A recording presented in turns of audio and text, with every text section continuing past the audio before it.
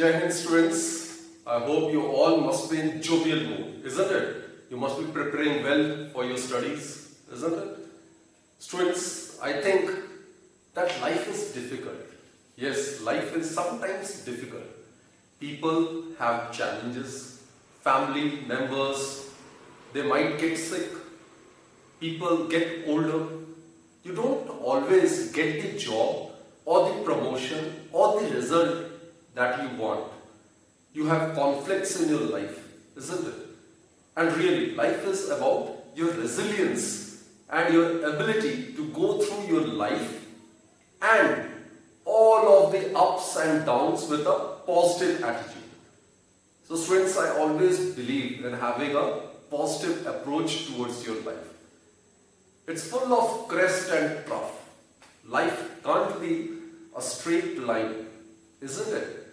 Actually, a straight line represents stagnancy.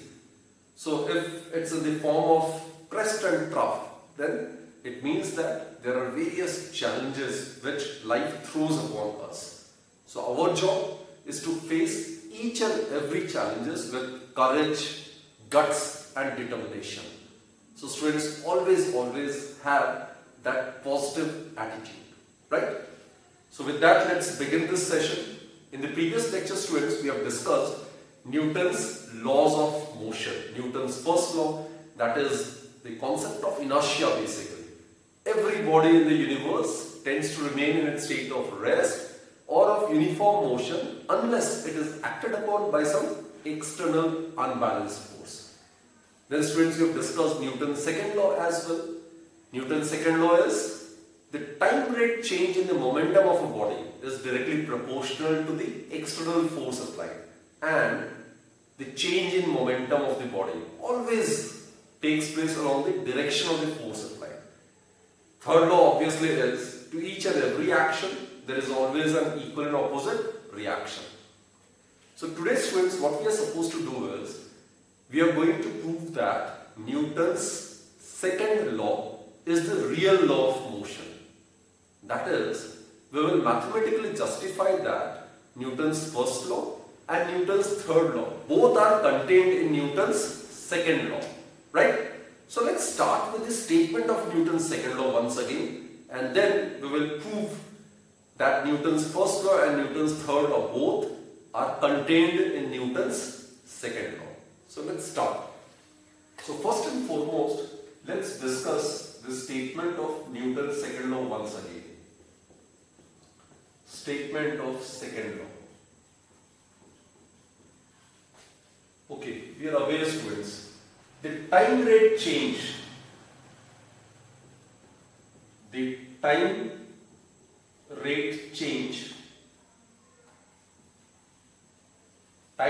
means the change in the momentum of the body divided by time during which that change has appeared. So that is time rate change in the momentum of a body is directly proportional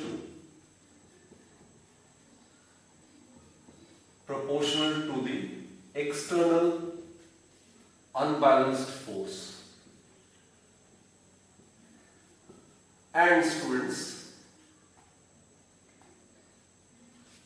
the change in momentum, always remember, the change in momentum of the body,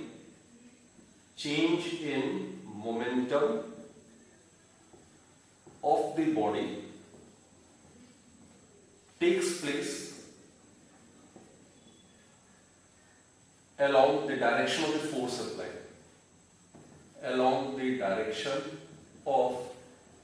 the force applied. So this is the perfect statement of Newton's second law, right? So Newton's second law states that the time rate change in the momentum of a body is directly proportional to the external unbalanced force acting on the body, and the change in the momentum of the body takes place along the direction of the force applied. So that's the perfect statement of Newton's second law. Now students, mathematically, Suppose net external force acting on the body is F. So in vector form it is given by directly proportional to dp vector by dt. This is the time rate change in the linear momentum of the body. Time rate change, that is the change in the momentum of the body divided by the time during which the change in the momentum of the body has taken place. So this is basically the differential coefficient of momentum with respect to time. Right, students? So this is the time rate change in the momentum of the body. Differential coefficient of linear momentum with respect to time. It is actually dp by dt. Actually, you are aware it is limit del t approaches to 0 and it will be equal to del p divided by del t. And del p is equal to final momentum minus initial momentum, and del t is the small time during which this change in the momentum has taken place. Right? So when this small change in the time it approaches to 0, then del p by del t is written as the differential calculus of momentum with respect to time. Right? This is the instantaneous value of the force which is directly proportional to the time rate change in the momentum of the body. So students, we are aware in order to eliminate this proportionally sign, we need to introduce some constant. So it is k dp by dt. Right? So as we are aware, k is a constant. Now, if the value of force is measured in Newton, linear momentum is measured in kg meter per second, time in seconds, then it is found that the value of k is 1. So, substituting the value of k as 1, we get f vector is equal to dp vector divided by dt.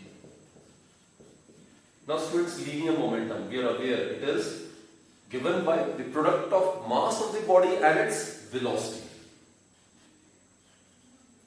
So this may further be written as mass of a body is constant, so it is dv by dt.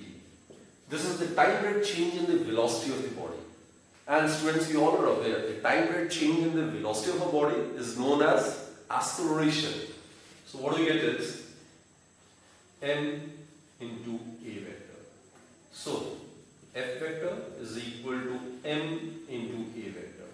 So basically Newton's second law gives the measure of the external force, isn't it?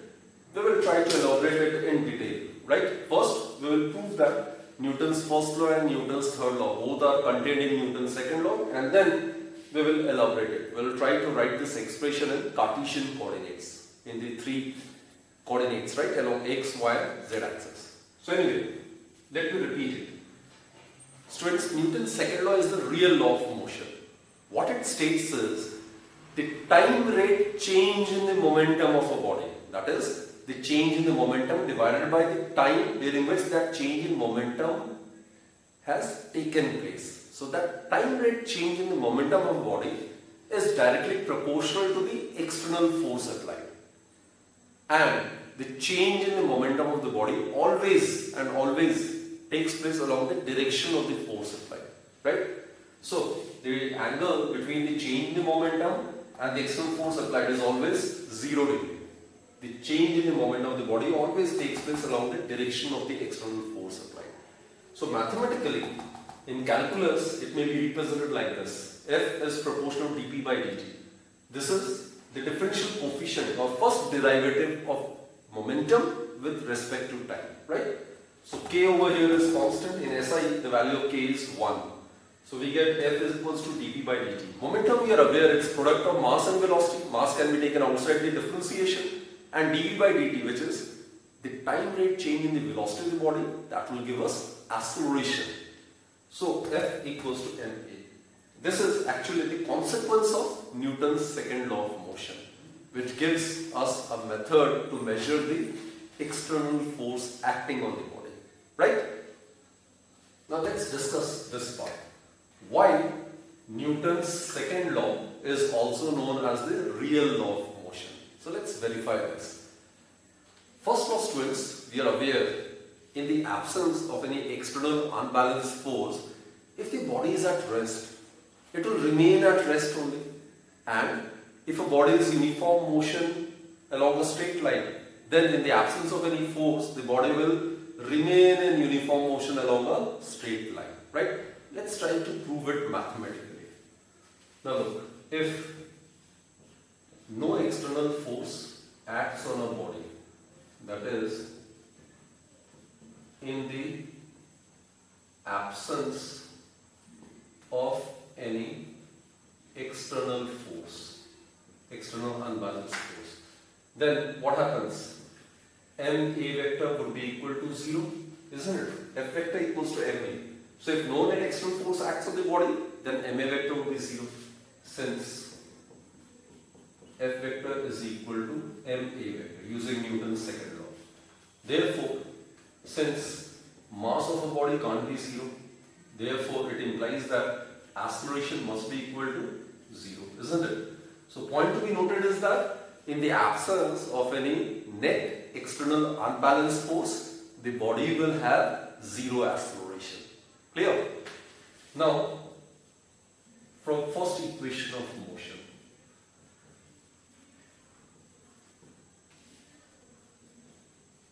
we are aware V is equal to U plus AT. V is the final velocity, U is the initial velocity, A is the acceleration, right? If no net external force acts on the system, then acceleration of the body is 0, which implies that V vector is equal to U vector plus 0 into T. So which implies that V vector is equal to U vector is equal to constant. This is what law of inertia, or Newton's first law of motion, states. So if U is equal to 0, then V would be also equal to 0. What it means that in the absence of an external force, if the body is initially at rest, then finally also it will remain at rest only. Similarly, if U is equal to 5 meters per second towards a particular direction, right? Then in the absence of an external force, the magnitude as well as direction of the velocity will tend to remain same. What I mean to say is that in the absence of an external force, if the body is in uniform motion along a straight line, then the body will remain in uniform motion along the straight line. So that verifies Newton's first law of motion. So students, we have proved that Newton's first law is contained in Newton's second law. Right? So it's pretty simple. Okay, now let's consider the derivation of Newton's third law from Newton's second law. So for that, what we do is, students, let us consider a system. There is a system, say, comprising of two bodies, 1 and 2. Its mass is m1, its mass is m2, and suppose the separation between them is r. Now, as we are aware, the two bodies will exert an equal and opposite force upon each other, isn't it? So it can be considered to be F21. It is the force exerted on body 2 on body 1, and it may be considered to be F12. This is the force exerted by body 1 on body 2. No net external force acts on the system. The force by which the two bodies are interacting on each other, they are known as internal forces, right? Net external force acting on the system is 0. So let net external force acting on the system be 0. Clear, students? Now, using Newton's second law, let's use Newton's second law of motion. Suppose for body 1, it can be written as dp1 vector divided by dt. This is for body 1. Just now we have discussed, force, external force or net force acting on the body is given by the time rate change in the momentum. Net force acting over here is F21, and suppose the time rate change in the momentum of the first body is dp1 by dt. So as per Newton's second law, this is the mathematical form, isn't it? Similarly, F12 vector would be equal to dp2 divided by dt. This is for body 2. Net force acting on mass m2 or body 2 is F12 vector, which is the force exerted by body 1 on body 2, right? And if P2 is the momentum, or rather dP2 by dt is the change in or time rate change in the momentum of body m2, then as per Newton's second law, F12 vector would be given by dP2 divided by dt, right? Time rate change in the momentum of the body must be directly proportional to the net force acting on it. So adding these two, adding the above two, we get F21 vector plus F12 vector. It is equal to dP1 by dt plus dP2 by dt. This will further be written as d by dt P1 vector plus P2 vector. Right, students? Now students, make use of law of conservation of linear momentum. That also we are very much aware of. No net force acts on the system.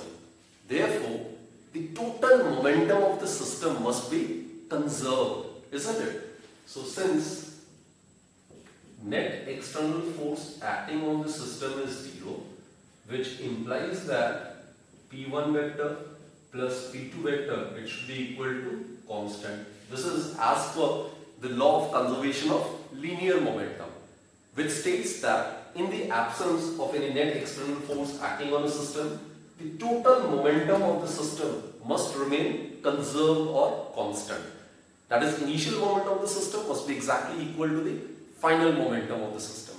Now students, since P1 plus P2 is constant and differentiation of constant is always 0, so since differentiation of constant is always 0, therefore F21 vector plus F12 vector is equal to 0, which further implies that F21 vector is equal to minus F12 vector. So students, this verifies Newton's third law of motion, which states that to each and every action there must be an equal and opposite reaction, isn't it? Equal sign, it suggests that both the forces are of equal magnitude. Negative sign, it suggests that both are oppositely directed. They are acting on the same line joining the center of the two bodies, but they are oppositely directed. And most importantly students, action, reaction, they never cancel out the effect of each other. It is because they are acting on different bodies. If this is action acting on body of mass m1, then this may be termed as reaction, which is acting on body of mass m2. So both the bodies are exerting an equal and opposite force upon each other. So that's the statement of Newton's third law, which states that to each and every action there is always an equal and opposite reaction. So students, we have proved that Newton's third law is also contained in Newton's second law. So this is the very reason why Newton's second law is known as the real law of motion, right? Okay, let's proceed further. Now what we do is, we will try to represent it in the vector form. We will consider the Cartesian coordinates. So as a consequence of Newton's second law, we are aware F vector is equal to ma vector, isn't it? So let us represent F vector along the three coordinates x, y, z axis. Okay. F vector is equal to m into a vector. Right students? So what we do is, F vector can be resolved into three components, isn't it? So suppose F vector may be written as fxi cap plus fyj cap plus fz k cap. Students, here I, J, K, as you are aware, these are the unit vectors along x, y and z direction respectively, isn't it? Fx, Fy, Fz, these are the components of the force along x, y and z direction respectively. Mass is a scalar. Now acceleration, it can also be resolved into three components: Ax I cap plus Ay j cap plus Az k cap. Ax, Ay, Az are the components of the acceleration of the body along x, y and z direction respectively. So students, comparing the coefficients of I cap, j cap and k cap respectively, we get in the left hand side the coefficient of I cap is fx. In the right hand side the coefficient of I cap is max, isn't it? Similarly, coefficient of j cap is fy. Over there the coefficient of j cap is m into ay. And students, the coefficient of k cap over here is fz. And in the right hand side the coefficient of k cap is m into az. Fine. So these are the components of forces fx, fy, fz along x, y and z direction respectively. Right? So this gives the magnitude of the force acting on the body along the three coordinate axes. Now students, Newton's second law, it can be used to discuss the units of force as well. Right? So let's discuss the units of force.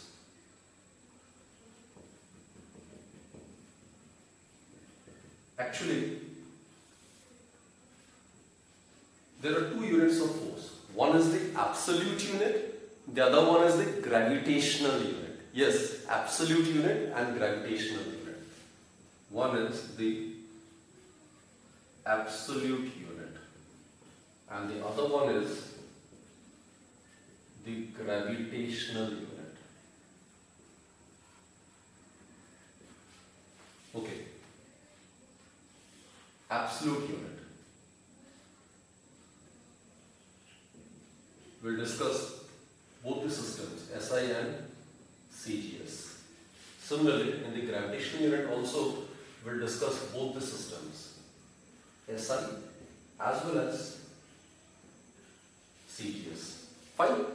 So we are aware, students, the SI absolute unit of force is Newton.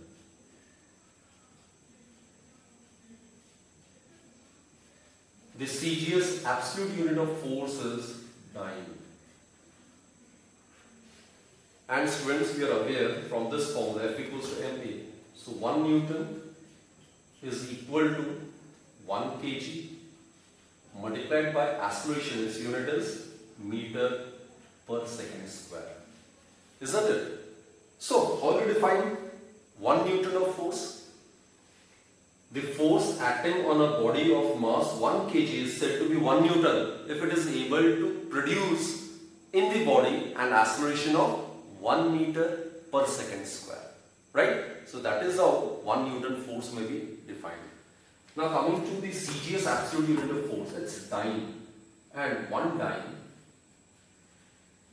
it would be equal to mass in CGS, it's measured in gram. And acceleration in CGS, it will be measured in centimeter per second square. Isn't it? So how do we define 1 dyne of force? Listen very carefully. The force acting on a body of mass 1 gram is said to be 1 dyne if it is able to produce in the body an acceleration of 1 centimeter per second square. So that is how 1 dyne of force may be defined. Right? Now coming to the gravitational unit. There we make use of the term small g, isn't it? Which is actually acceleration due to gravity. So the SI gravitational unit of force is kilogram weight. It is also known as kilogram force. Kg weight, that is kilogram weight, or it is also known as kilogram force, kgf.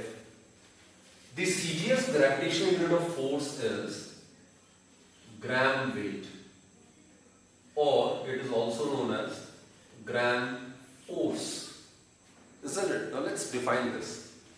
1 kgf, students, 1 kgf or 1 kg weight. It is equal to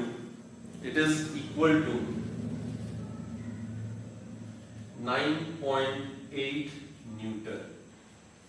It is equivalent to 9.8 Newton. So how to define it basically? It may be defined as product of 1 kg multiplied by 9.8 meter per second square. This is in kg and this will be in meter per second square. This is how you can represent it. 9.8, it may be written as 1 kg multiplied by 9.8 meter per second square. That will give us 9.8 Newton.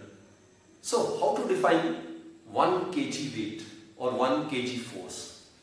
So the force acting on a body of mass 1 kg is said to be 1 kg weight if it is able to produce in the body an acceleration of 9.8 meter per second square.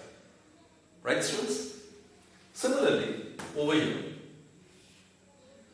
1 gram weight or 1 gram force, it is equal to, in CGS, the value of small g is 980 centimeter per second square.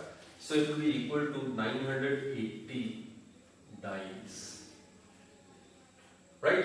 So it may be written as 1 gram into 980 centimeter per second square. So students, how to define 1 gram force or 1 gram weight?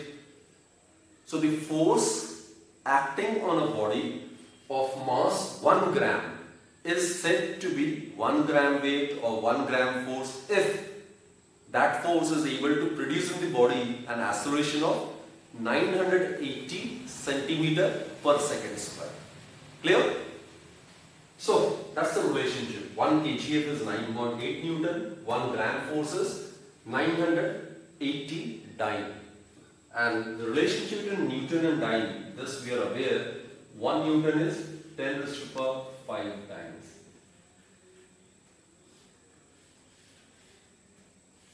You can easily verify this. 1 kg is 10 raised to the power 3 grams. 1 meter per second square is 10 raised to the power 2 centimeter per second square. So 10 raised to the power 3 into 10 raised to the power 2. That will give us 10 raised to the power 5 gram centimeter per second square, which is dyne. So eventually 1 Newton is equal to 10 raised to the power 5 dynes. Right? So this is actually the different units for measuring force. Absolute unit, gravitational unit. Right? So that's it for this particular session, students. In this session, what we have done is, we have revised the statement of Newton's second law, isn't it? Then we have made use of Newton's second law so as to verify mathematically that Newton's first law is contained in Newton's second law, and also we have mathematically verified the fact that Newton's third law is also contained in Newton's second law. And thereafter we have used Newton's second law in writing the various components of the force along the 3 coordinate axis. And also we have discussed the absolute and the gravitational unit of force, both in SI as well as in CGS system. So students, that's it for this particular session. Do join me in my next lecture. Till then, bye-bye, and do take very good care of yourself. Thank you.